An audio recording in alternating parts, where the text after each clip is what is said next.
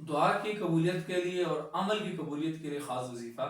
حضرت ابراہیم علیہ السلام اور حضرت اسماعیل علیہ السلام کی خاص دعا ہے کہ ربنا تقبل منا انک انت السمیع العلیم، سورۃ بقرہ کی آیت ہے 127،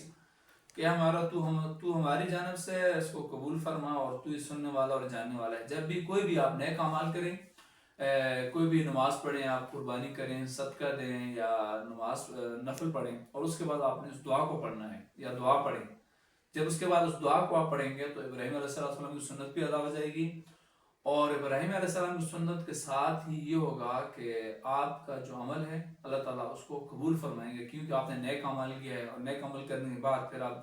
ابراہیم علیہ السلام کی سنت کو آپ یاد کر رہے ہیں۔ اور ابراہیم علیہ السلام جب خانہ کعبہ بنا رہے تو اس کے بعد آپ نے فرمایا کہ اللہ ہم نے تیرا گھر تو بنا دیا ہے، ہم نے جو کچھ کیا اللہ اس کو اپنی طرح ہماری طرح اس کو